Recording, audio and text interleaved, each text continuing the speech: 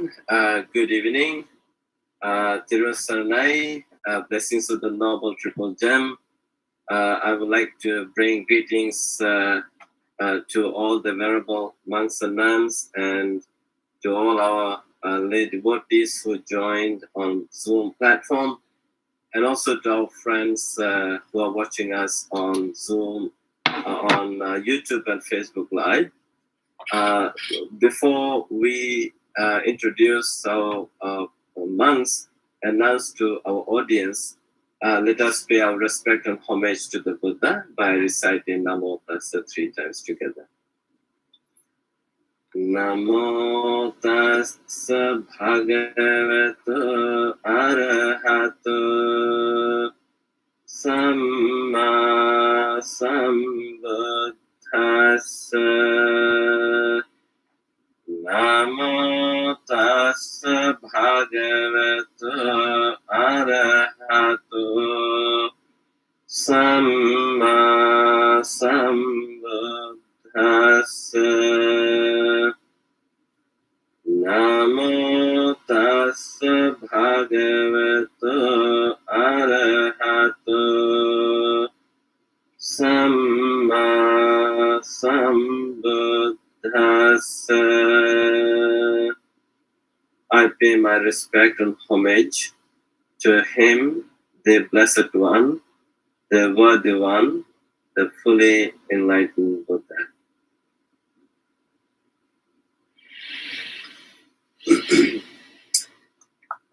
Dear venerable bhikkhus and bhikkhunis and friends, welcome to our bi-weekly sutra discussion.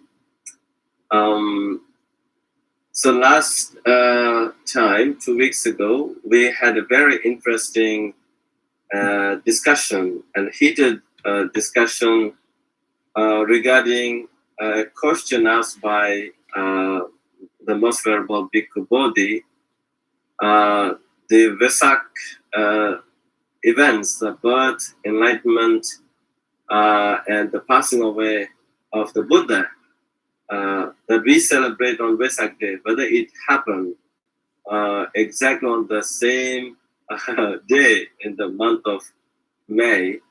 So it was quite interesting, and Bhikkhu Bodhi kind of took us through the calculation, and so at the end, everything became clear, and the conclusion was it doesn't really matter though it happened on full moon day or not, the three events. What is really interesting is the celebration, the teachings of the Buddha. And then a few days ago, I talked to the Most Venerable Hena Kula Gururatana, Nayaka Mahatera.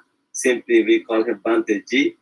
And his answer was, he said, well, these three events took place on 3 full moon days. That would be his answer. But it's good to celebrate these 3 great events of the Buddha's life on the same day. So then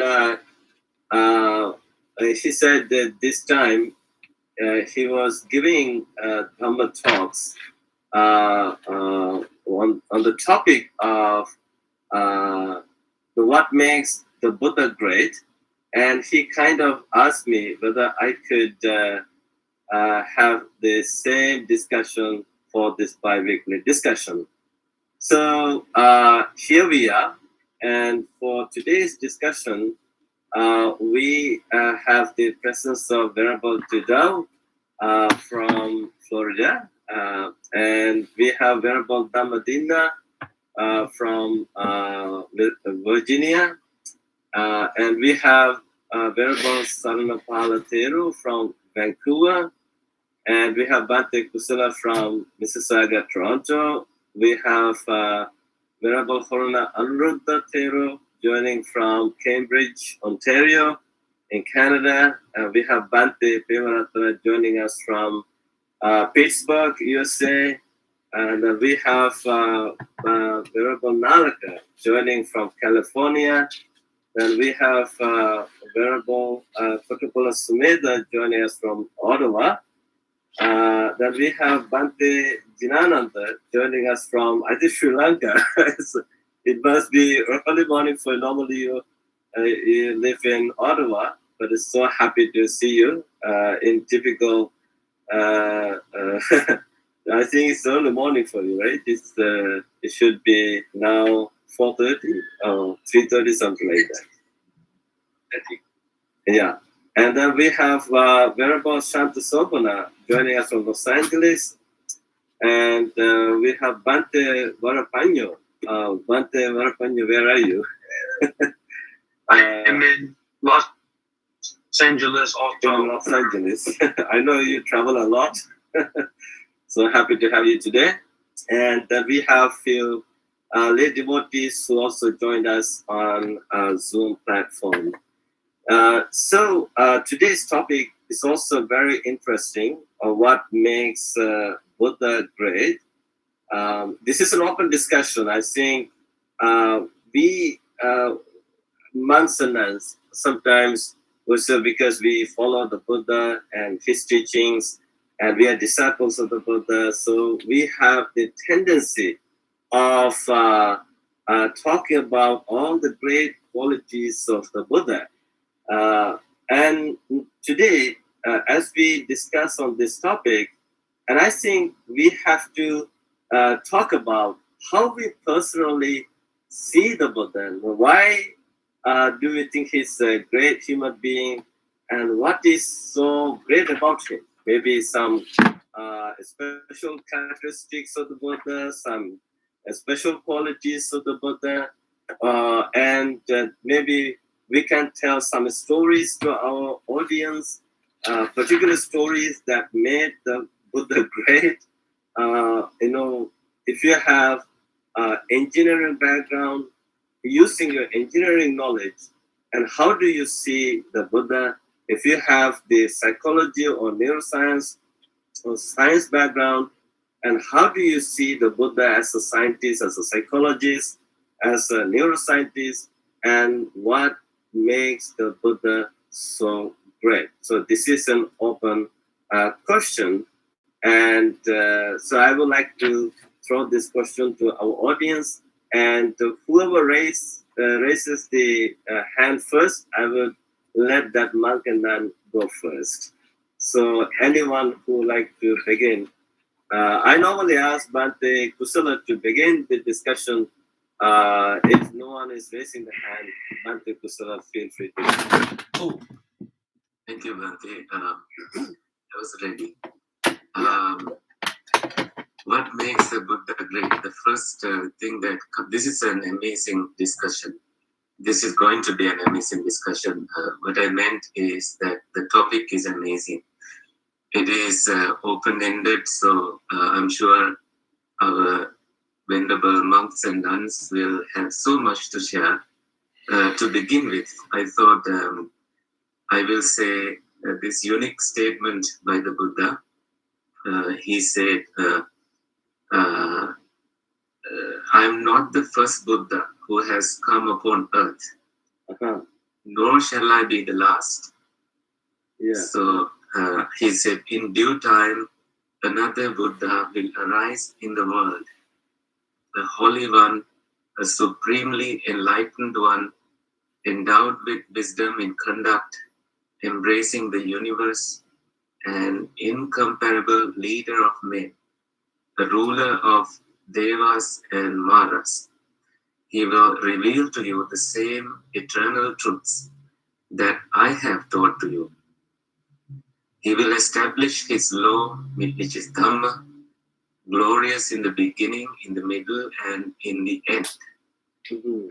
In perfect letters and words, he will proclaim a righteous life, holy, perfect, and pure, such as how I now proclaim.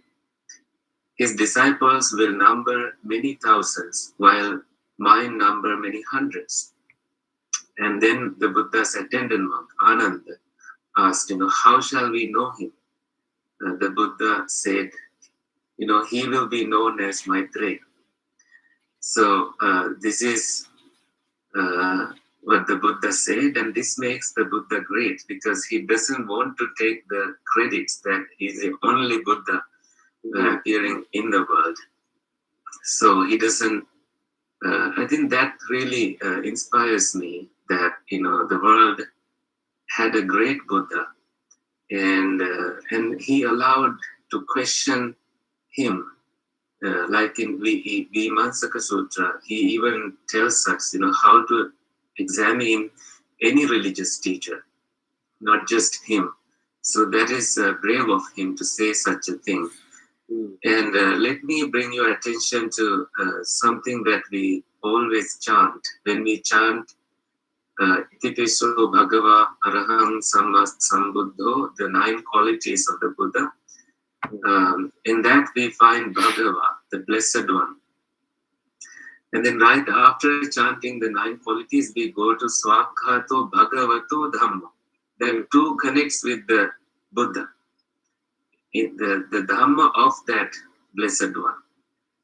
And we go to the 9 qualities of the Sangha, Supatipanno Bhagavato Savakasangho.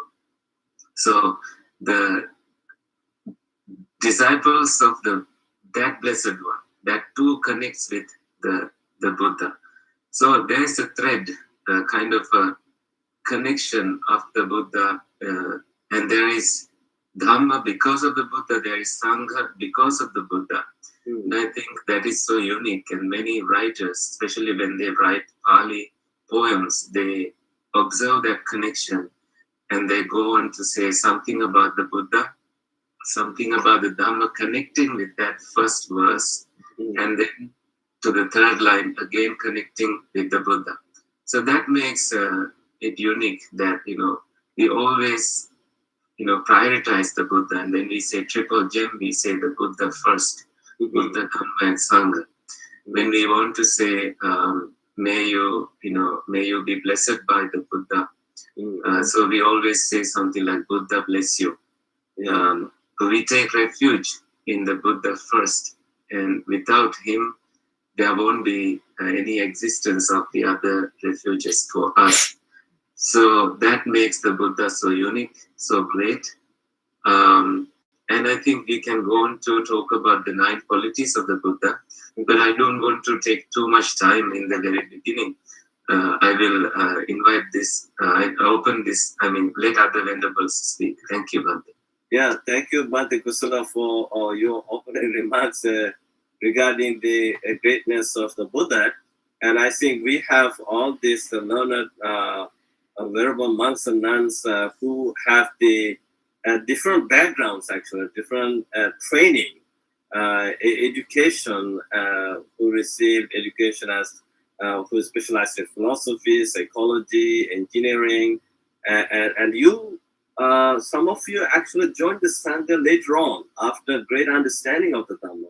And that actually I would like to know from your own perspective. And I know Venerable Shanta Sobana from Los Angeles raised his hand, and I know Venerable Shanta Sobana has a good grab of the knowledge of yoga and all this Tai Chi and also Ayurveda medicine.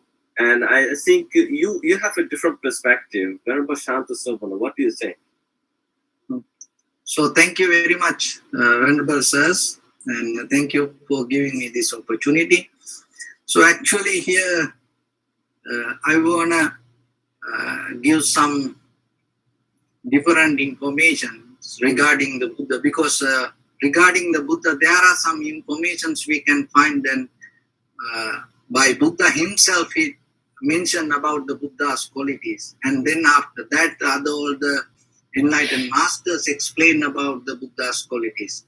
But here through my journey, as you mentioned, that especially with the martial art and the yoga, when I go through that journey, what I understood, that in the Buddha's character, that he had the the one of the best quality that even ourselves we can absorb and we can nourish our life through that. What I want to mention, that he had the ability to give the opportunity or give the chance to each and everyone in an equal way whoever come to him. Mhm. That's a very beautiful way of harness with the universe or the living beings. So because when it comes to most of our life that especially with the yoga, it's mostly it's developed the self-centered mind. And Mhm. everybody try to think, oh, I am the one. Yeah. You know? and even in the martial art also the same. Everybody try to claim, oh, I am the best. I am the best. Uh-huh. And even sometimes, with the grandmasters, we used to practice. Each and everyone try to keep the student as a student. It's very difficult to get the opportunity. It's a very difficult to get the chance. And as monks, even we know through our own life. And sometimes I had a lot of friends with me, and some of them destroyed. The very reason was it was very difficult for them to get the chance even inside the temple. And so that's why I think that if we understand that quality from the whoever came to him without any resistance, without any judgment, without any kind of hindrance, that he gave the best opportunity and the best position for that whoever the person.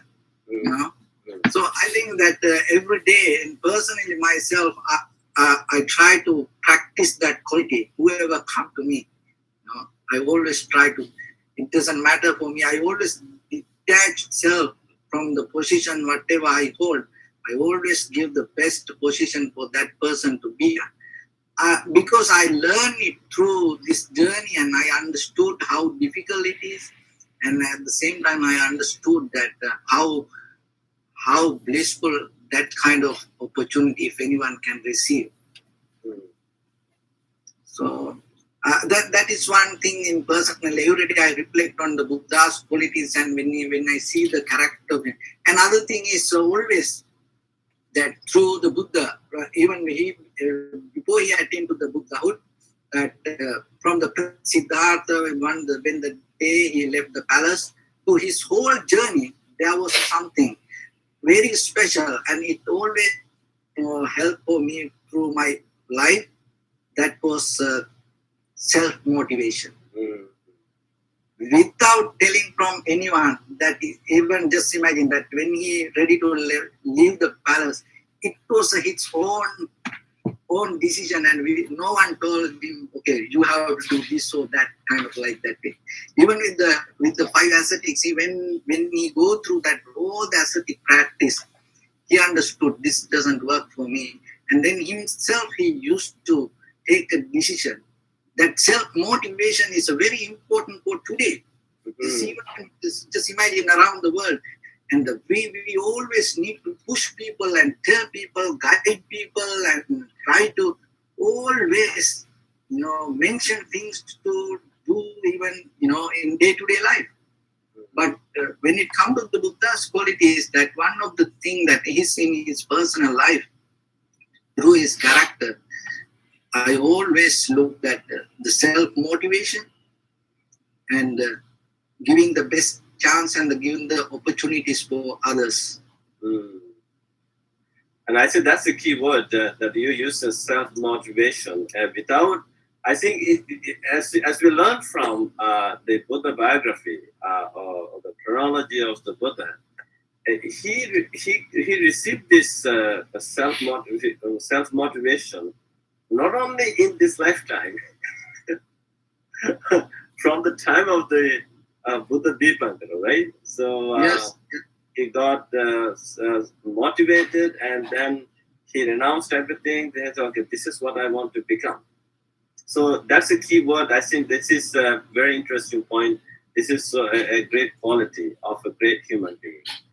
So now let's move to Okay, we have Venerable Horana Anuruddha joining from Cambridge. I know Anuruddha Bante, you have an engineering background, right? And I know I also have another Bante Ananda, who also has an engineering background. So I think from your perspective, how do you see the Buddha? What do you think? What makes the Buddha great? Everybody. First of all, I really would like to thank you, Ven Saranapala. This is a really great topic and really interesting topic, as Bante Kusala and other Bantes highlighted. Because and also Bante Saranapala highlighted, I joined to the monkhood later on at the age of 37. I ordained as a Buddhist monk about 5 years ago at the age of 37. So I came across in lay life 37 years, and I studied in engineering. And this topic I see as why the Buddha great for me, because it's because of my understanding that Lord Buddha has taught us and showed the path that Lord Buddha has showed us. And also Bante, the previous Bante Santa Sopana highlighted so many qualities about Lord Buddha, and those are really great qualities. So I look at that the thing. How can we come to that point? Because the Lord Buddha have that qualities because of he understood the everything about the mind and the everything about the suffering. Because of that, he get rid of all the kind of suffering and he overcomes the ego. That is why he can be whatever he wants to be. And because of the ego that he doesn't have that ego at all. That in enlightenment, we get rid of the ego part. So when you don't have that, you can be whatever you want, because everybody is treated at the same way.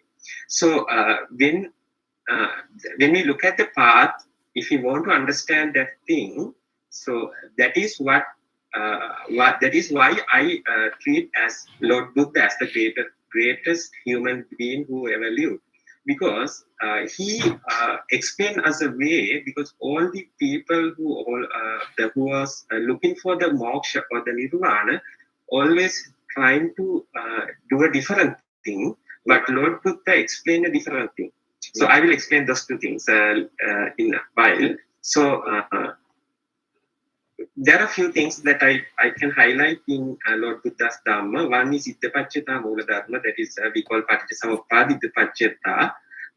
And also he explained us from always, all the religious leaders and everybody try to taught us something. And most of them try to teach us something.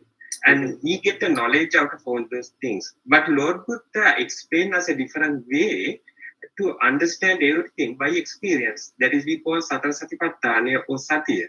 So that means learning by experience. Always we do other things learning by studying. But Lord Buddha has introduced a new way, learning by experience, that is called Satara Satipatthana and Satya. So those things makes Lord Buddha great for me, and also Four Noble Truth. Lord Buddha asked us to understand the Four Noble Truth, not to learn the Four Noble Truth. Because we can learn the Dhamma and Four Noble Truth and everything out of reading and studying all those things. But when it comes to end the suffering or the psychological suffering, we need to understand all those things. So he showed us a way to understand those things, Dukkha Satya, Dukkha Samudaya Satya, Dukkha Nirodha Satya, and Dukkha Nirodha Vipassana Satya, or Four Noble Truth, by being aware about the experiences you are having in your day-to-day life. That is why he asks us to practice mindfulness or the Satya all the times that you are not sleeping, because we can do that all the time. We are having a kind of experience out of our eyes, ears, nose, tongue, and our six senses. So being aware about those six senses and also the experience will make you understand how the suffering happens within yourself. So that makes me to become even to become a monk, because in my life I was always looking for materialistic things and achieving things, and once I achieved something, I again wanted to have something else. So when I come to that age of 35, I have done whatever I wanted to do, everything whatever I wanted to do. So at that point in my life, I looked at the world that what next? So it's not, I'm not meaning that I have done everything in the world, but everything I wanted to do. Yeah. So when I do that, I come to a point where what next? So then I look at the Dhamma, Lord Buddha Dhamma. Then only I realize that the happiness that we can achieve is within yourself. The happiness you experience comes from your perspective, your understanding, the way you are looking at something. It is not something that you can achieve from outside, but it is something that you can achieve within yourself by understanding your mind. So when you understand your mind, you will understand how the suffering happens within yourself. So all the suffering we are having now, the psychological suffering happening according to your perspective, according to the way that your mental fabrication happening, we call it sankhara. So when you understand that, you can get it off. So those are the things. Lord Buddha is the greatest person for me. It is my perspective because of the understanding that I have about the Dhamma. I am having that the gratitude towards Lord Buddha as greatest human being who ever lived. Well, that is a great explanation, Bhante Anuruddha, that you gave from your own experience. And I knew that you were ordained in 30s, and you had another lifestyle. And I'm pretty sure you saw something, and you also had a great engineering background, and you sacrificed that lifestyle and adopted this monastic life because you saw something. So thank you so much for sharing your own experience, how you see the Buddha as a great human being. So now, let's go to Bhante Nalaka. Bhante Nalaka from California. I know you, Bhante Nalaka, you were not born Buddhist. you're typical lay person, youngster who enjoyed the great life. Maybe you had this rock and roll lifestyle, and what made you to renounce that lifestyle and to adopt this monastic life? And how do you see the Buddha as a great human being? How do I see the Buddha as a great human being? Buddha Saranai, dear Elder Venerables. I'm happy to be here. I'm quite confident to say that I'm the youngest monk here, going on 3 years in robes. And yes, I lived a very worldly life. And I actually came to Buddhism because I was looking for a spirituality that was non-theistic. I went through many years of atheism after being raised in a Christian household that wasn't dogmatic, but everyone there claimed to be Christian. And so there was an assumption that you are saved, that you believe in Jesus Christ, Lord and Savior. That didn't work for me, being an inquisitive intellectual boy. I pretty much tossed the Bible aside at a young age when I read it completely a few times in the King James English and came to the conclusion that it's made up. But yet, I saw that there was some wisdom in there. This is the theme that is recurring in my life. Throughout my life, I always knew there's something vision and spirituality, but also was inclined towards science. And I discovered in 2016, I went to a Tibetan Buddhist center, and a layman there gave an introduction to the life of Buddha. And I was amazed at just the simple Four Noble Truths, the truth of the Arya, those who have realized the truth of dukkha. And I could feel the dukkha in my life. I wasn't happy, casual dating, making money, and as Bhante Anuruddha said, seeking more and more worldly enjoyment, whining and dining, dating apps culture. I had pretty much every dating app on my phone. Yeah. Tinder, okay, keep it all over there. Yet I wasn't happy. I was meeting women on these dating apps and going on dates and so on, but I wasn't happy at the end of the day. I was in the transportation business, working as a limousine driver, enjoying my Lincoln and driving stretch vehicles and Escalades. Yet I was prone to depression. Truth be told, I contemplated killing myself at around the year 2016 prior to discovering the life of Buddha. A friend of mine told me, named Muhammad, he said, hold on, don't do that. You might end up right back here again. I said, whoa, that hit me. And then I knew a little bit about Buddhism at the time. Rebirth. Could I end up here again in the same cycle? So then I began to take Buddhism seriously. I discovered the life of a man who left worldly indulgences, who absorbed himself in pleasures that many of us can't fathom. Staying in the pleasure palace, an ancient brothel, if you will, for 4 months, not 3 months, in the traditional Vasa in ancient India. Not once did I come out, Buddha says in the Pali Canon, correct? Not once did I come out of that palace. Yet, he went on to discover a bliss that wasn't dependent upon the cord of sensuality. And then discovered the truth of nirvana, the teaching that was already present in ancient India. And he did all of this without saying you must believe in a one true God named Allah or pick your name. Amazing. A philosophy of mind, a psychology, and a spirituality. Technically a religion, but it's much more than that. All of the above, yet it transcends all of the above terms and concepts. So that's what initially attracted me to the Buddha. I saw right away this individual, and I agree with Venerable Anuruddha, was to me the greatest human being, but more than a human being. I didn't understand that at the time, but beyond the concept of a human being, beyond what we would consider human.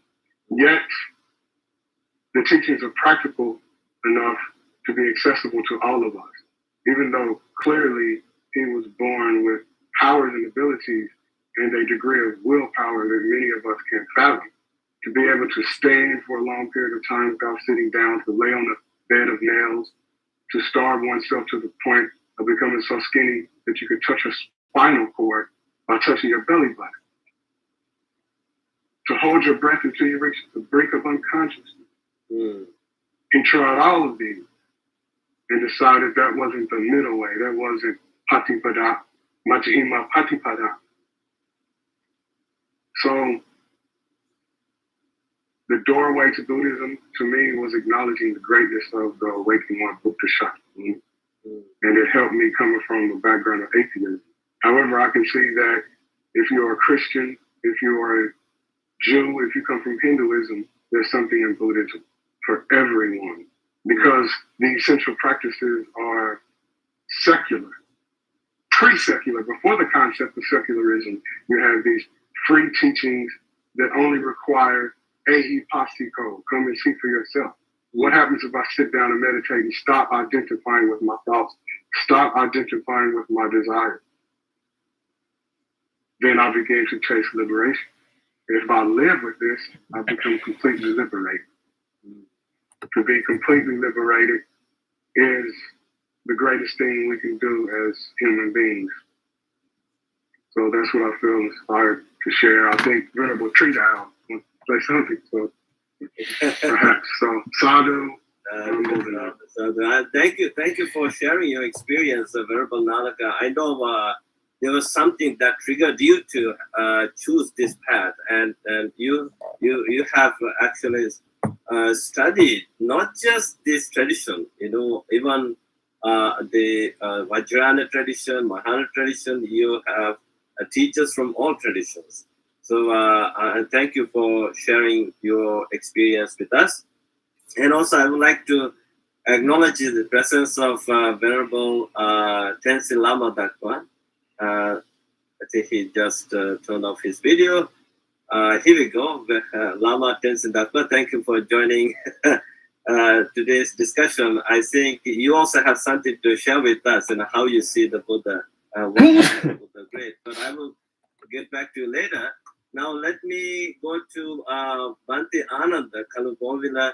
I know Bhante Ananda, you also have an engineering background. You were highly qualified as an engineer. Later on, you have chosen this path, and I'm pretty sure you have seen something great about the Buddha. What is that? Please unmute yourself. Venerable Bantis, I hope you can hear me. Yeah. Okay. So I share a similar story to Anuruddha Thero and the previous Bante who spoke. If you take chronologically, I am around 40 plus 40. But if we take the monk years, I'm just 4 years since my ordination. And so I got into Buddhism at the age of 35. I was born a Buddhist, but I was never a practicing Buddhist. So whatever I know is from the last 4 years, 5 years. So having said that, I would discuss about, I would put my points of why I think Buddha is a great person. I would take the enlightenment or the doctrinal part at the end. But before that, why Buddha is so great to me is that if you look into the history and the backdrop of where Buddha appeared in the historical timeline, I used to follow Vedic scriptures a lot because I find it really interesting because I have an interest in philosophy. Mm-hmm. And when I look into a lot of things in Vedic and other religious scriptures in East and West as well, Hellenic as well as in the East, I find that Buddha appeared in a time where it was called the Upanishad period or the Axial Age. Yeah.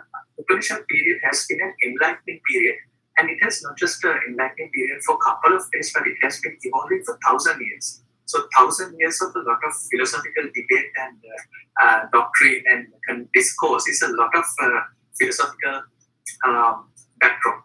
So why I see Buddha's veneration is that there was been a lot of Upanishad arguments at the time about what moksha is, what enlightenment is. Mm-hmm. And Buddha also proposes his path of moksha, his path of enlightenment on Nibbana. Mm-hmm. And what is very interesting is that being fancy philosophy, I see how Buddha answers all these philosophical debates. Mm-hmm. And the way he puts it in a very logical form, where a lot of people cannot find fault with that. So for that matter, I find Buddha to be extremely interesting out of all the doctrines which are available at the time for me to adopt, because I was there was nothing written on me, so I effectively made a choice to become a Buddhist monk and Buddhist for that matter. And then Buddha's acumen, Buddha's way of handling those logics, different arguments, that was something which made me really interested about Buddha. And the second thing is that I always see whenever a doctrine passes onto the society, it usually takes the path of coming from top down rather than bottom up. We will find Jesus to be someone who arose from the bottom, from the poorest of the people, and then from oppressed people, and then he came up and he's now by far the biggest follower. I mean, most of the people follow Jesus and even Prophet Muhammad. But I see that Buddha comes from a silver spoon in his mouth. Like he's been provided with almost a princeship. And they say if he pursued, he would have been a great king of kings of India. So with that, I find if you look at modern theories like Marxism, Marx and Engels, they represented a particular tier. And if you look at Plato, he was an aristocrat. So a lot of aristocrats, because probably they had food in their plate and they had better things to do, they probably ventured into philosophy and they become philosophers. So likewise, Buddha came from that social strata. And back in the day, I used to work at a company, a multinational company in marketing. And I saw that whenever we take people for advertisements, we would always select people from a certain up-class market, even for a down-class product. So even if you want to push it to the there's this thing called the socio-economic classification, A, B, C, D. So if you even want to push a product to SEC-D, you would select a model from SEC-A. So I think that's a nature of human beings that you always look up. You look for inspiration from the upper social strata. So for that matter, I think Buddha deserves to be a Buddha. Now, the other thing is that anyone can come up and say his doctrine is path of enlightenment, but the social acceptance of that enlightenment is a major question. So, for that matter, I think for Buddha to become a Buddha, he had to be born in that particular social level in that time of India. So, there's this thing called the Kaliya, Deshiya, Dikya, Kulaya, Mava, which means the first Mahabharata, the five, I don't know what's it called in English. Precursors to Buddhahood, probably. Yeah. Yeah, something like that. And so, apart from those being extremely good in philosophy and being able to counter the arguments, and then being coming from an elite aristocratic family, the other part that I really liked about Buddha is the precedence he set as a religious leader. Now, I find it extremely important. In fact, recently I saw on a video that when you become a philosopher and if you want to do social transformation, you should always make sure that philosophy is based on non-violence, inclusivity, because the people who are going to follow that ideas aren't ideal. Now, there's a situation in Sri Lanka, and I see that there's revolution, etc., etc. So always the people who follow these ideals are not ideal people. They are going to come up and do various type of inhuman things. And I find there's no one single point in Buddha's life story, life of Buddha, where you can find fault in. Like, I don't want to mention some people, like, let's say, take an old character like Krishna. Like Krishna, in Krishna with Arjuna, discussed the Bhagavad Gita. And if you take it literally, it's sort of, I'm not saying Krishna necessarily did that, but it sort of says, Krishna says to Arjuna, it's your dharma to fight. So if it's your dharma to fight, you should fight. And a person who's not so ideal can adopt that discussion and then just resort into violence. So that gives a sort of a negative precedence. Of course, a person who's more intellectual would understand it in a different way, but a person who's not ideal, not intellectual, would understand it in a totally wrong way, and then resort into a lot of violence and destruction. But in Buddha's life, you don't find a clue like that where a person can misinterpret. So for that matter, I find Buddha to be great because there's absolute equality in there. There's equality to all the factions of social peers. Although he was born from an upper class, there's equality to everyone. There's inclusivity. And there's this great precedence of non-violence in Buddha's teaching.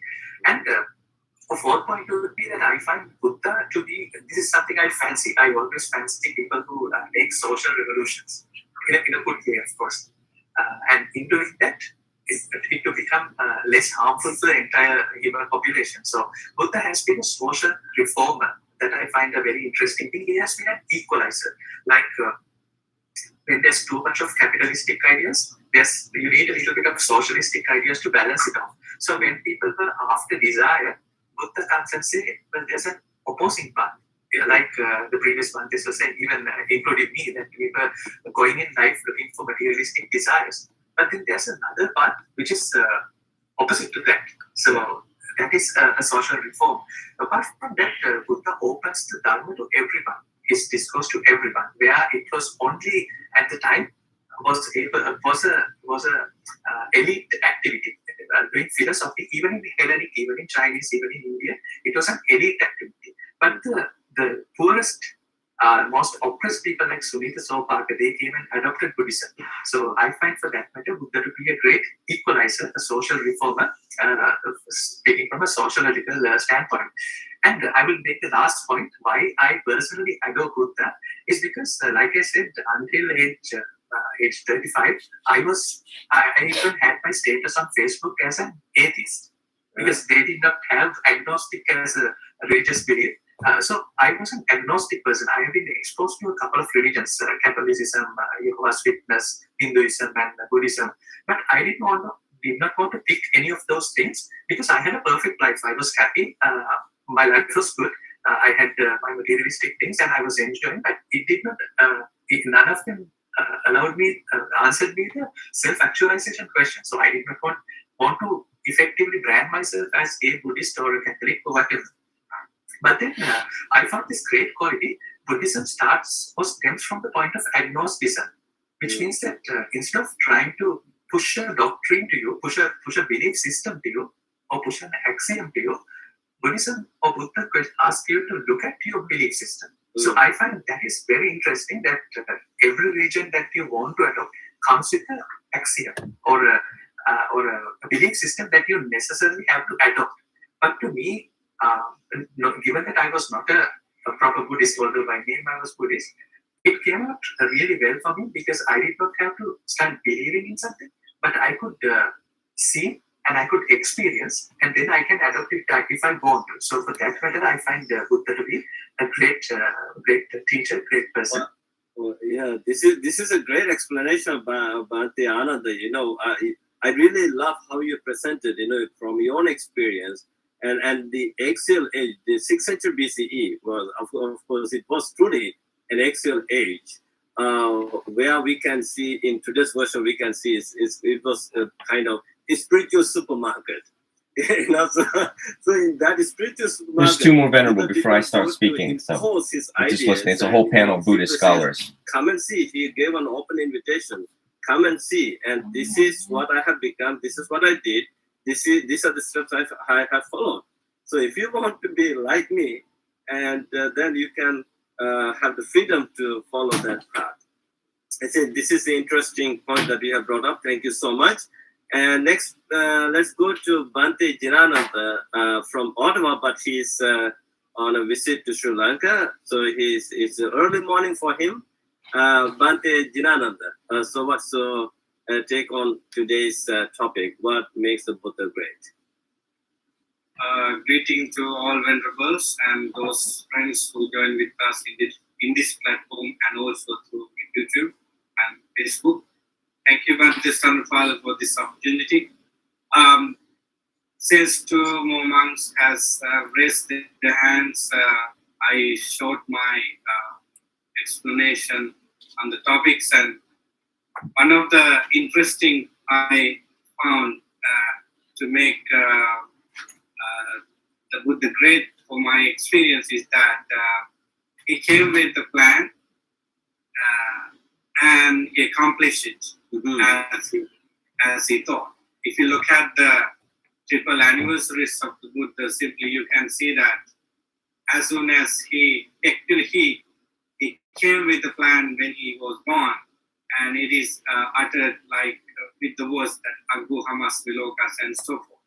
So he was able to prove his abilities on achieving his plan at the birth, so that he said, I did my job by seeing the truth of my mind, so the world as it is. And when he passed away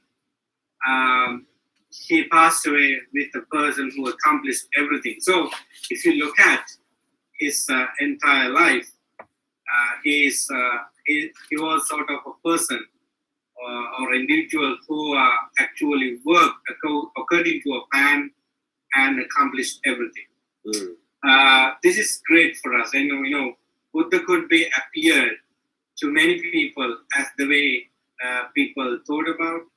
If you look at the Jataka stories, you can find the Buddha who is very generous and ardent, of course, not as a Buddha, but as an aspirant to Buddha.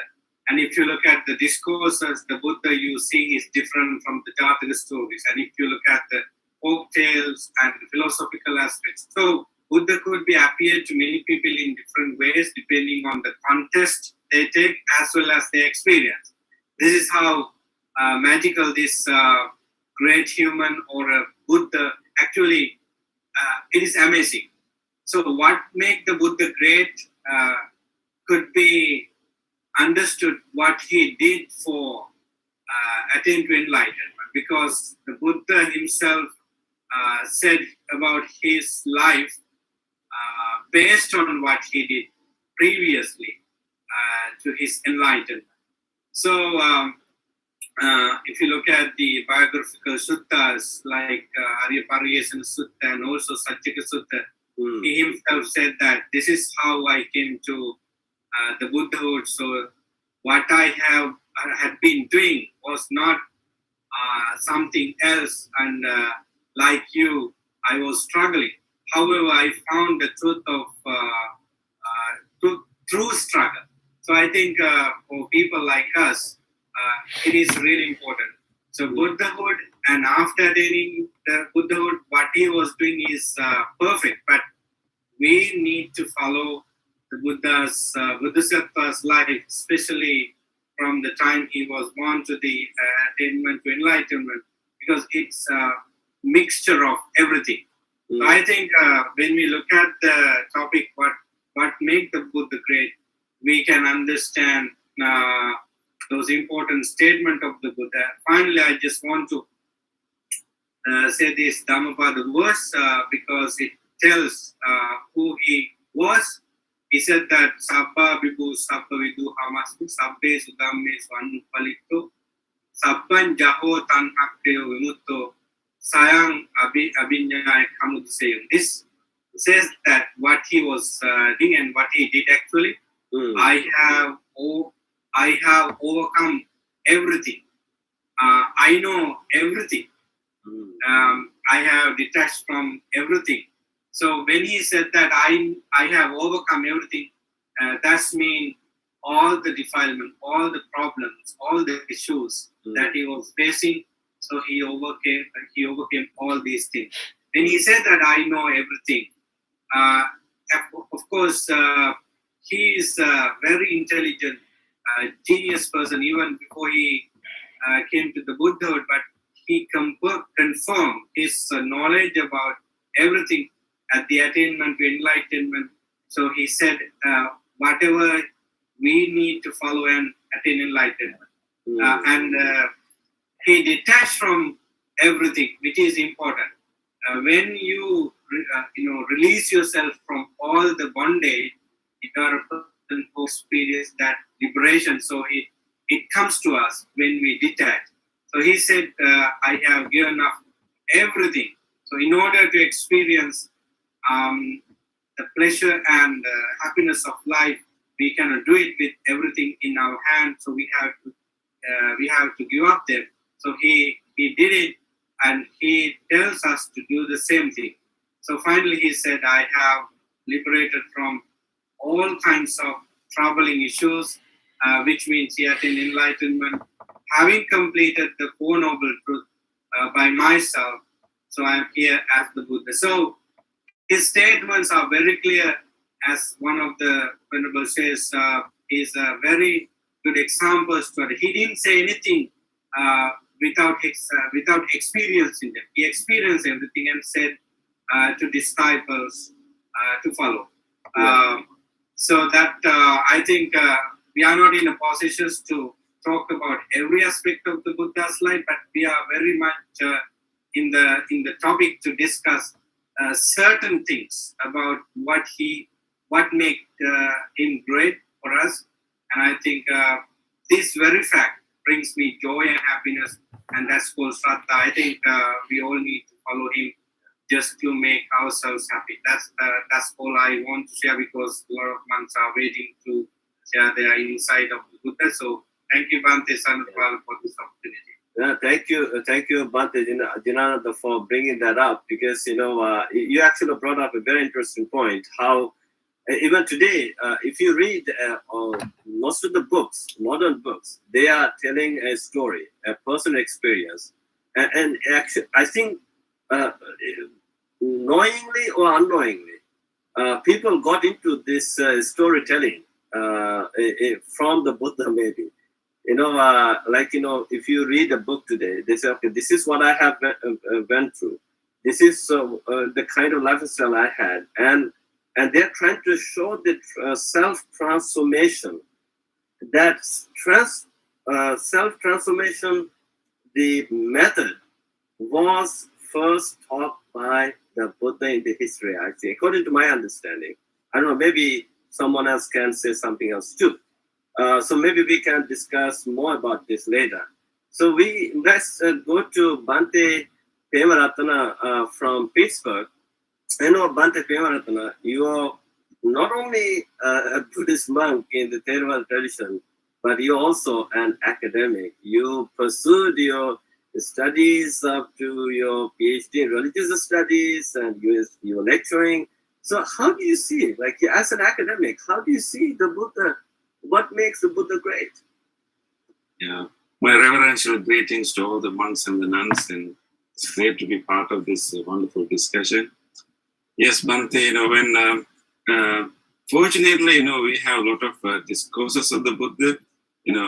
As a religious teacher, Buddha lived for 45 years after his enlightenment, and therefore we have a lot of records, records of the discussion.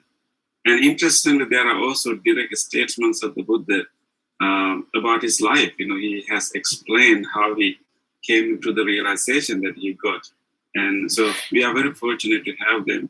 And one of the great joy that I get in my readings is actually reading these sutras and try to understand before becoming the Buddha, and how what kind of struggle he had to go through, and then after he became the Buddha, then he still how he really presented his teachings to others. And the one thing that is really fascinating to me is his on one hand, he has transcended all the categories of and then on the other hand, he's able to use conventions and all different categories and including language for his task. So on one hand, he realized that he taught that language is a construction, our concepts are limited, and we can transcend all these categories. We can transcend all those categories and make our mind unconditioned. But at the same time, when you want to share, when you want to encourage others and teach and communicate his teachings, he had to come back to these very concepts and categories and language that he taught that are limited. So I think Buddha was so clever in using that. I think in that important sutra called Drona Sutta, we find that Buddha was asked by the Brahmin Drona that are you a deva? Are you a divine being? Are you a semi-divine being or Gandharva? Or are you a demon? And when Buddha said no to all these questions, and then he said, are you a human being? So in that situation, Buddha even said that no, I'm not an ordinary human being. And then Buddha explained that I have transcended all these classifications. So the mind of the Buddha has reached to a point that mind cannot be classified into any available classes of beings. That's what we call the Buddha, right? Yeah. And you have to invent a new term to refer to such a mind, such a person. So their Buddha say that you can call me the Buddha. I'm not an ordinary human being. Maybe you can call me an extraordinary human being, but I'm not a human being either, because my mind cannot be categorized, cannot be classified into even to human form, even to divine form, any other forms, any available classes of beings are not applicable to his mind. So he has reached to that level of unconditioned state, that level of transcendences, and that's what we call the Buddha. And what we call ourselves Buddhist or Buddha, or maybe Buddhist monks and lay people, and we are supposed to be people who actually try to achieve that transcendence, that try to achieve that state where we will not even be divine beings, we will not be any kind of being, actually, transcending all the classifications that are available, because then mind is unfathomable and unconditioned, has no attachment to any form. So that's the kind of transcendence that he has achieved. But then, look at his life. Although he has transcended that level, but then of course, he started his teaching career, and he talked to farmers, talked to all different classes of people, and then he's again down to the earth, and then he becomes such a pleasant person, and the reason for the Buddha Buddhism to flourish in northern India at that time is not. Is one main reason is this profundity of his teaching, like is the applicability of his teaching to any person's life, and explaining this vulnerability that all of us are, prone to experience suffering. But at the same time, what important other quality that helped the Buddhism to flourish in northern India at that time was the Buddha's own personality. So he was using the language, he's using these categories, but knowing that they are limited. He has transcended all these things, but he still make use of those language, those concepts.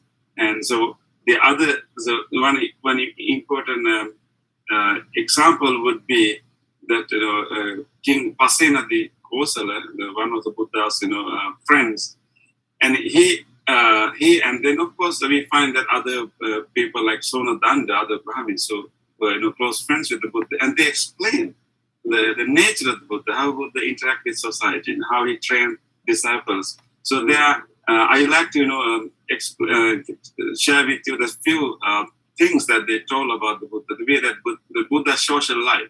And they said Buddha is ehisagatavadi, means the Buddha is always welcoming. He's ready to talk to anyone, and he's always welcoming and receiving people and welcoming and ready to meet anyone irrespective of the time. So he has that attitude of openness, ehisagatavadi, welcoming, and then he also always is smiling. Some mother, like Sakilo, is very friendly, having a smile on his face, and Abba Gutiko, right? He doesn't have like a frowning face. He's always smiling and approachable. And the other one is Upabhasi. He's the first to talk. Whenever he meets someone, he's the first one to talk. And he doesn't wait the other person to talk and start a discussion. He's very humble and opening, and he will talk with anyone. He's the first one to talk in a conversation. So I can see when I pay respect to the Buddha, when I was sitting in front of the Buddha statue, it's really amazing for me to reflect. On one hand, he has this transcendent, unfathomable quality that he has gone beyond all this classification and categories. And on the other hand, he's so practical and is so down to earth. So that maintaining that dual quality is really amazing thing to me. I cannot stop thinking and contemplating of that great quality. Whenever I sit in front of the Buddha statue, I always think about it. I think these are some great points you have brought up, Bhante Pevaratana. It's Buddha actually what he did was he gave a new interpretation. That is the greatness about him, I guess.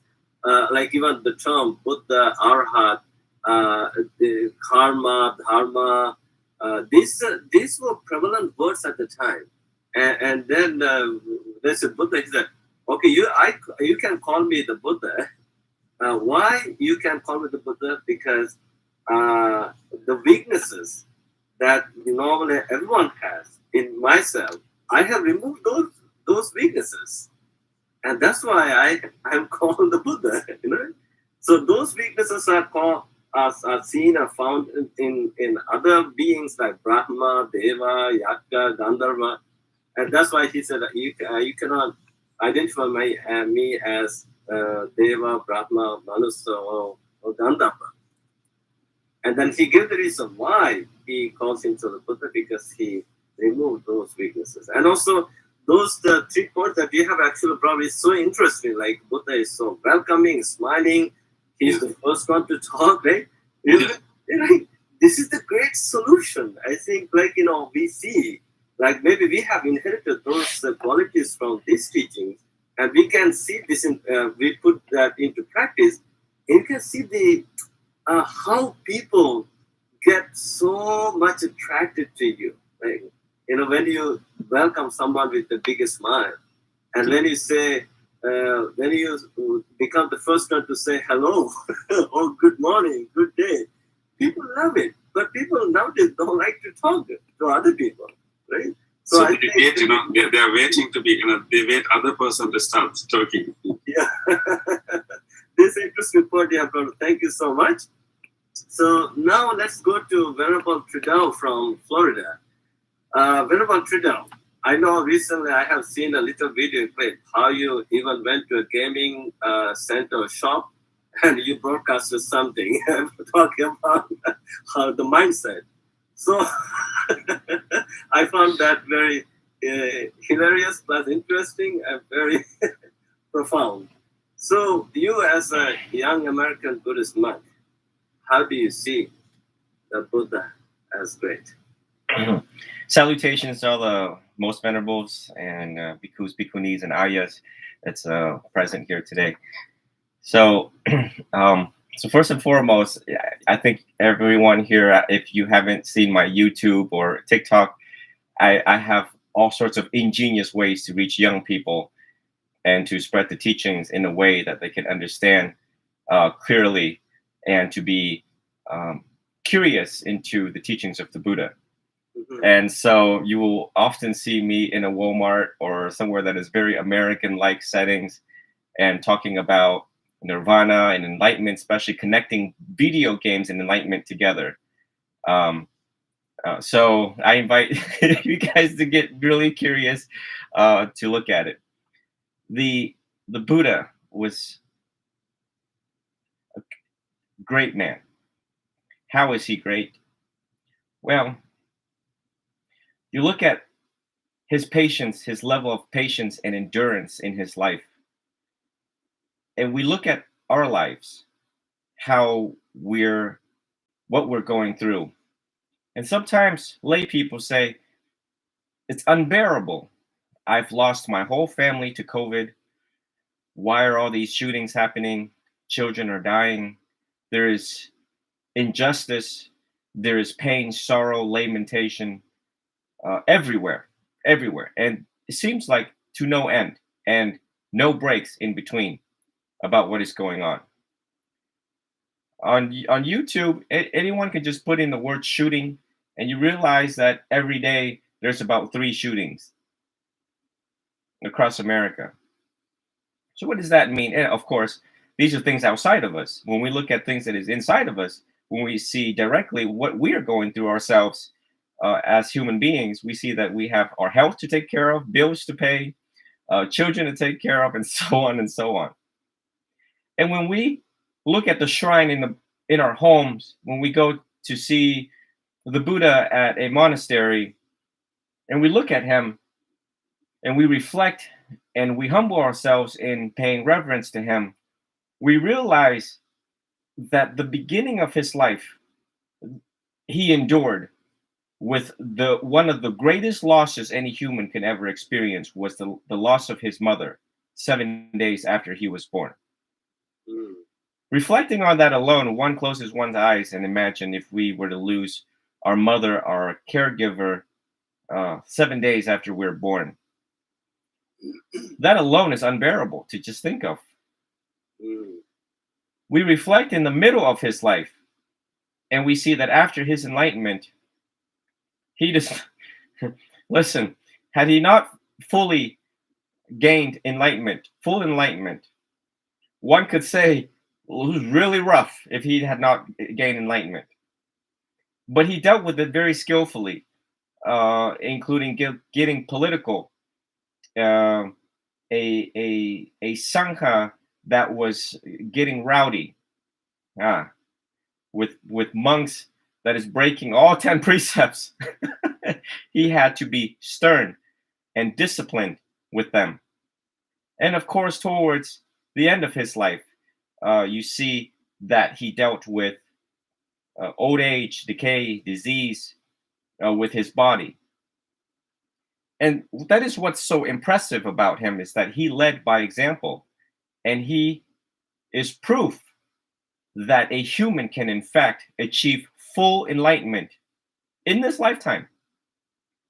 I find joy to my heart with the many times that they have tried him throughout the duration of his life, when the elephant charged at him and he was unmoved by anything that was good, unmoved by anything that was negative.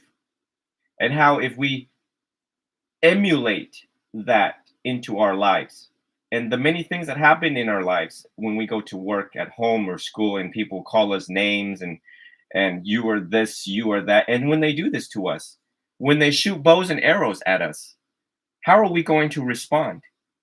Are we going to keep noble silence like the Buddha did? Are we going to practice right speech as he taught? And, no one exempt praise or blame. And when you, it's just so joyful that when you go to bed at night, and when you have breaks, at any time in between, people read all sorts of useless fictions that has nothing to do with anything, that helps them escape reality, again running away from pain, when the Buddha taught us to deal with pain directly and head on. And so, I guess for me is that I like to read the biography of the Buddha from different authors from time to time, to revisit his life from time to time, as it gives me tremendous amount of strength, endurance, patience necessary as a young teacher to lead other young lay people through these most enduring times. And it is such reassuring that though our world is changing the way that it is, his teachings that he left us can and will withstand the test of time. I have unshakable faith and confidence. There's no doubt about it. You analyze through the many wars that the Buddha sunk his hands into in negotiating and delegating with the great kings. Sometimes the kings had a very violent mind, violent intentions. You see some of these things, and clearly he prevailed. Now, there were times where he did not prevail, right? There were times where things did not go a certain way that the Buddha would like for it to go, and that's okay too. And for us to see that certain things is okay too, and sometimes we just have to bring it back and to cultivate Buddhahood within us in the most trying times of our life. So, it's this subject. It brought me so much joy when I got the message of today's subject. What makes him great, and what makes us great, is that we take steps. We follow his methods. We follow his undeniable, irrefutable methods that he left us. It is so easy. He couldn't make it any easier for us. You have no idea how many people from different religions knock on my door, because obviously it's not working for them. It's not. Because it does not teach you the how, when in fact the teachings of the Buddha teaches you the how. How to treat your wife, how to save money, how to save for a rainy day, how to let go things not meant for you, how to be unattached to one that you love. I have found and concur with Venerable Jayasaro that the teachings of the Buddha is the most effective and comprehensive educational system the world has ever seen. It is my job as a monk to prove the Buddha wrong. I have not been able to do that. With 15, Buddha gave an open invitation. He did in the Kalama Sutta. And I am very impressed with all of the Venerables' backgrounds today. And I just wanted to share a little bit of my backgrounds. I have a very keen eyes. I have a very investigative eyes when it comes to such teachings. 15 years, more than 15 years of clinical experience in both law and medicine as an interpreter. 4 years of college in psychology and mastering the art of psychotherapy and merging cognitive behavioral therapy with Buddhist philosophy so that everyone can make sense of their world right now. And psychology is just, psychology is now validating and realizing the Buddha was right. From a neural neuropsychology, neurology standpoint, they realized that everything that he taught, even though, see, back in the day, the Buddha said, sit, meditate, don't ask any questions. And people did it. People did it because they respected him, they believed him, they trusted the teacher, and they trusted the process. So therefore, they achieved enlightenment just like him, become arahants. Yeah, that's a very interesting point. I say very much, thank you for bringing up that. To know that, I think we all have to read the Theragata, Udana, Pali, and there are plenty of stories, right? So I think we can talk about that in detail. So I'm right now. I'm kind of thank you very much for bringing up a lot of great qualities of the Buddha. Especially you started with the endurance. I think Buddha endured a lot. Yes. In this journey, the path to enlightenment, and it's only the Buddha who could do that, to become the Buddha. So now I'm curious. I know Bhante Kusala raised his hand to talk about something and from a sutra, and before that, I know Bhante Varapanyo raised his hand. I know Bhante Varapanyo, you travel a lot. You were in Myanmar, Vietnam, from the other country, now back in the United States. You're a young American Buddhist monk too. So what made you to become a monk, and how do you see the Buddha as great? Unmute yourself. He's also visited me. That's how much he's traveled. Okay. Hello, Venerables. Happy to be here with the Sangha. I think that what the Buddha represent for me is and maybe, I just kind of fall into Buddhism according to causes and conditions. It was really the fact that I couldn't get involved as I wanted to, that I fall further and down the path of Buddhism and meditation.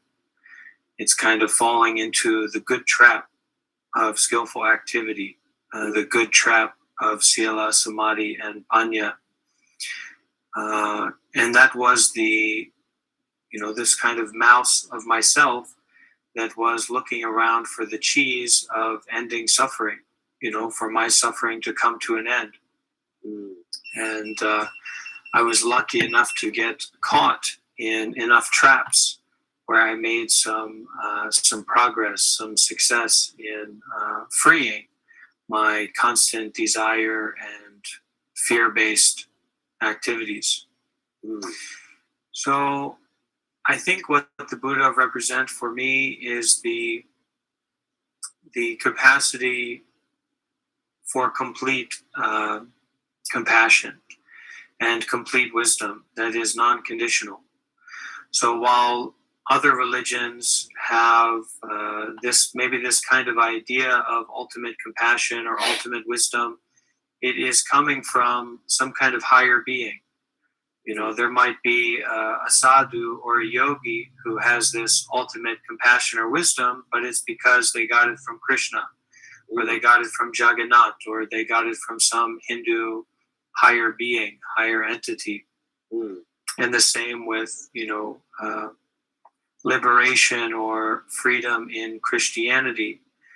Sure, it's possible to become a saint. It's possible to experience absolute compassion, but it's coming from somewhere else. And in Buddhism, what the Buddha represents for me is this humanness of non-conditional compassion. And of course, the very famous story of the serial killer who became a monk. It wasn't that this was some kind of reformed serial killer, or that he was, he'd kind of taken a break and was reevaluating his choices and getting into yoga and becoming vegetarian. He came to the Buddha with blood on his hands.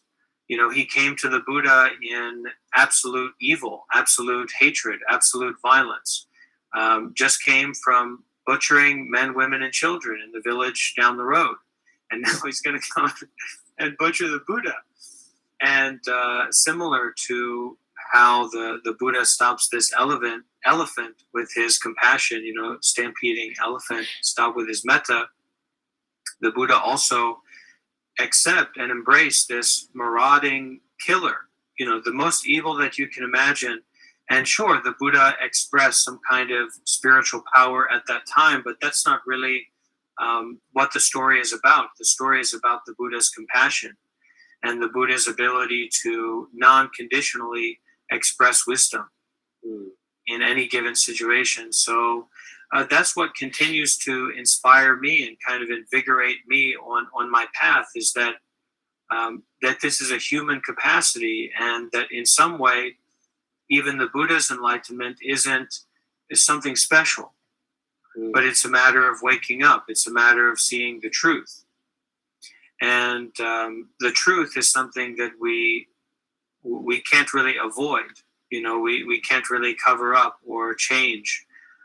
It's something we kind of have to accept. And for me, there's an inclusivity and an accessibility that the Buddha represents, that I continue to find value in.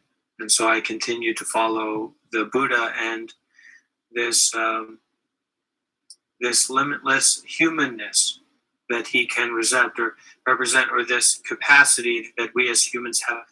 A lot of it's easy to forget that this, shining golden statue of the Buddha behind us, it is powerful and it is meaningful in the modern time, because it represents that we can become enlightened. That's the meaning of it. Not that the Buddha was so great and we should worship him until the sun goes down and doesn't come back up. But we follow the Buddha. We pay respect to the Buddha because he represents what we as human beings can do, and how we can live. And he sets that standard, because also maybe some philosophies have this mindset. Some Western philosophy or some Hindu philosophy has this mindset of absolute compassion, but the Buddha represents the embodiment of that. And the Buddhist monks and nuns, the Buddha Sangha, represents the living continuation of that aspiration, and in many cases the embodiment of that today. So that's what I get from the Buddha. That's what he represents to me. Thank you, Bhante Varapanyu. I think you pointed out very interesting characteristics of the Buddha. Buddha never abandoned anyone who came to him on his path. He saw their special or the privilege of becoming or transforming their life and becoming enlightened, and then he just used his the strong mind, Buddha mind, to help them become liberated from their own sufferings and pains, like Angulimala, the murderer, the killer who became a saint, right?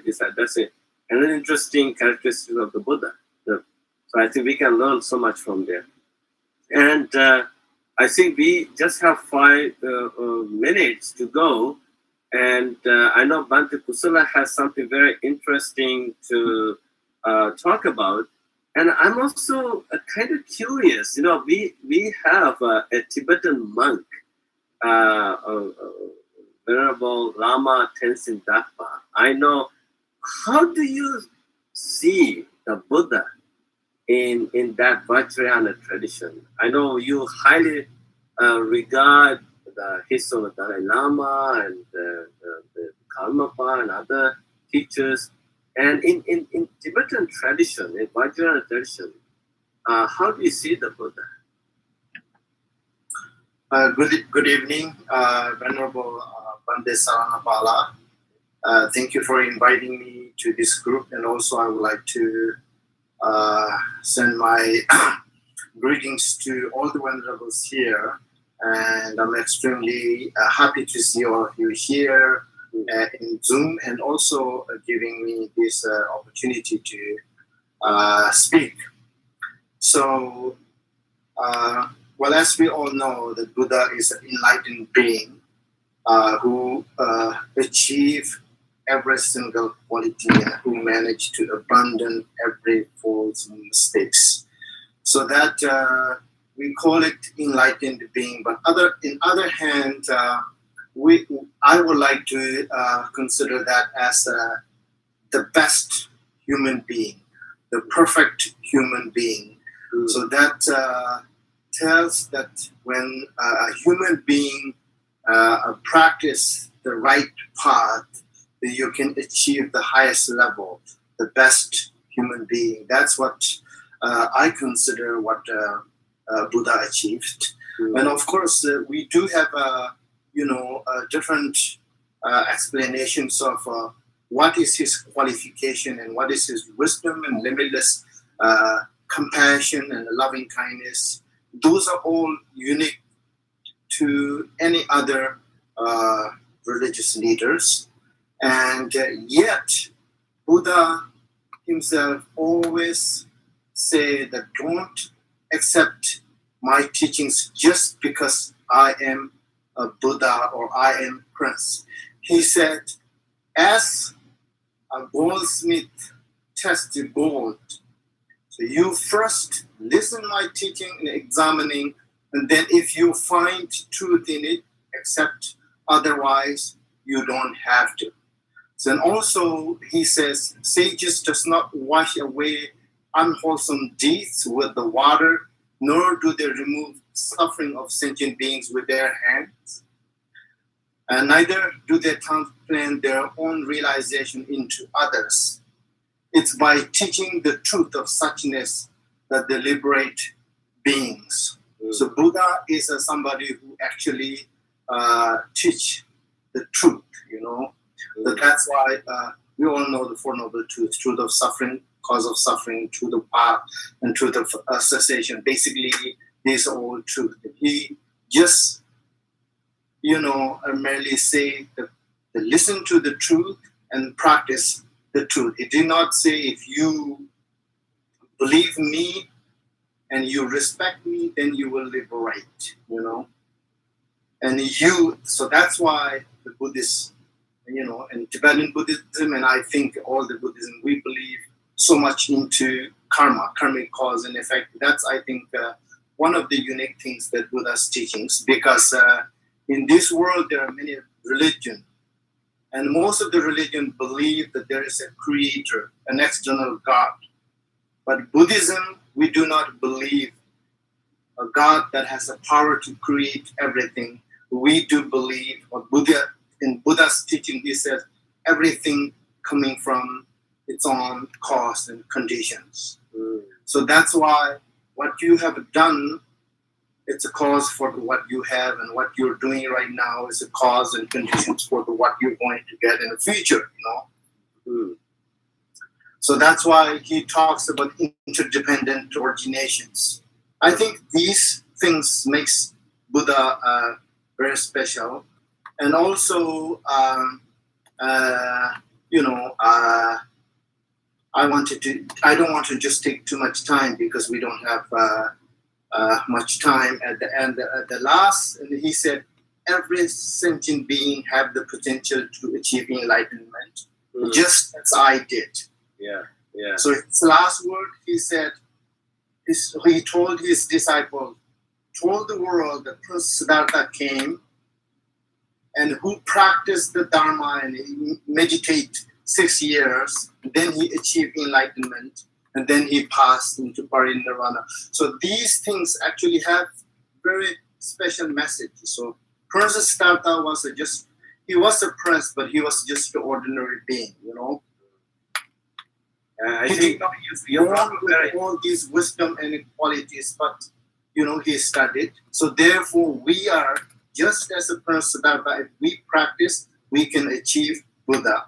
And then the important thing, another thing is he left all the teachings behind him so that we can learn and we can take the path that he took. So I just want to stop here and thank you. Thank you, Venerable Lama Tenzin Dakpa, for sharing your beautiful insights with us. As you said, Buddha said, we all have the capacity to become enlightened. It's not just me. Anyone can become Buddha. But the thing is, you have to undertake the path. So this is a great idea. And I can, Bhante Kusal, do you want to say anything else for 1 minute, maybe? Well, I like how the discussion, I like if we can end the discussion with Venerable Lama's comment, that anyone has the potential to become enlightened. What I wanted to share earlier was the Buddha's own response that, when Brahmin Dona, on the way to Utkatta and Setavya, met the Buddha. The Buddha was on the way to I think, one of the cities. And when he asked, are you a human? Are you a divine being? Are you a Brahma?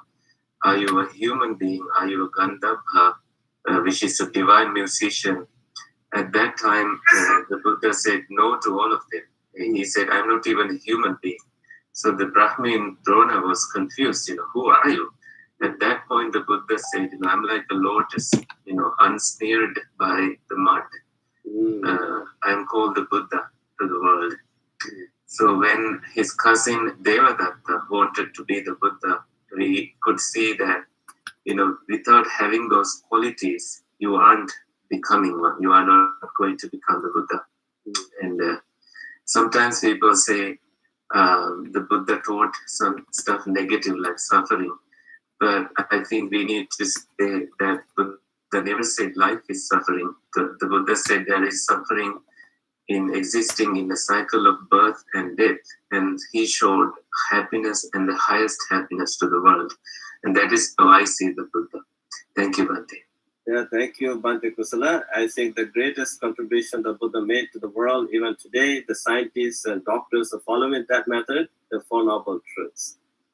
There's a problem, there's a cause of the problem, and there's a solution to the problem, and then there is a path, a way to solve that problem. I think that method was the greatest contribution made to the world by the Buddha. That is so great about him. And also another thing is I would like to emphasize how Buddha embraced everyone. He said, it's not just me. Wish the happiness to everyone. Liberate everyone. Sabbe satta bhavantu sukhita. May all sentient beings be happy. It's not just me and you. May all sentient beings. This is so a unique quality of the Buddha. So I want to end this today's bi-weekly discussion by reading a comment I think which is very interesting. Dr. Mala Fernandez said, what a lovely discussion session. I started to have my late lunch, but even got so absorbed to listen to this amazing discussion. I felt full. My mind, I guess, made my physiology to think I have had an exquisite meal. I'm so thankful to Venerable Madhav Saranapala Thero for sending me this Zoom link. I was doing some tax-related work today, but I'm so happy that I put my time to listen to this session. Thank you for all Venerables. Tonight, when I worship, I will reflect on all these beautiful ideas, characteristics, facts, etc. Thank you so much. That is the great the comment. Thank you so much. So I'm very grateful to all of you, Venerable bhikkhus and bhikkhunis and friends. Thank you for your great contribution. Thank you for sharing your insights with us. This was, in fact, a great discussion. I think Bhante Ji could have been very happy to listen to this discussion. Maybe later on, I'm going to send a link to Bhante Ji of today's discussion and see what he has to say. So thank you so much. Now, let me invite Venerable Saranapala Thero from Vancouver to recite over the Patimokkha verses. Namo tassa bhagavato arahato samma sambuddhassa sabba papassa akaranang kusalassa upasampada sacitta pariyodapanang etang buddhana sasanang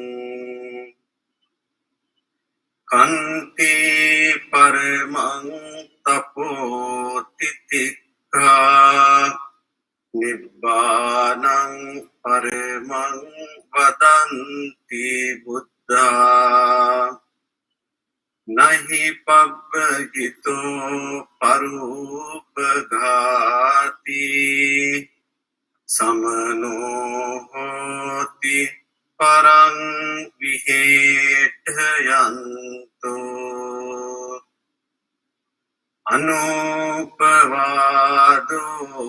Anupaghato Pati Mukhecha Sangvaro Mattanyutaja Bhattasmin Pantancha Sayanasanang Adhicitte ayogo etang buddhana sasanang. Sadhu, sadhu, sadhu. Thank you, Bhante Saranapala, for beautifully reciting this over the Patimokkha verses. It's so relaxing, so soothing, and you have such a beautiful voice. Thank you so much. And once again, I'm very grateful to all of you for coming together for this bi-weekly Sutta discussion on Zoom platform. And this was a unique discussion. And may all blessings of the Buddha, Dhamma, and the Sangha be with you. May Devas, celestial beings, continue to protect all of you with the divine blessings for your health and safety. And I will see you all in 2 weeks' time for another amazing Bible discussion. Until then, all of you stay well and happy. Good night. Bye-bye.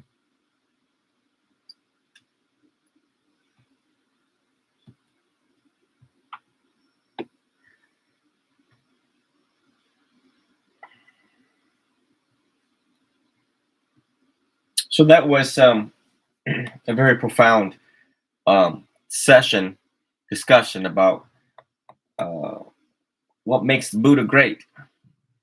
And I invite everyone to study the biography of the Buddha. This is one book. There's many out there by different authors. Usually you want to choose a Theravadan teacher, a Theravadan author, right? And then after that, you can, compare and contrast different versions of the life of Buddha by different traditions in the school of Buddhism. So I'm going to end this session across all of my social media platform as I need to speak with my students who is anxiously waiting for me. So, okay.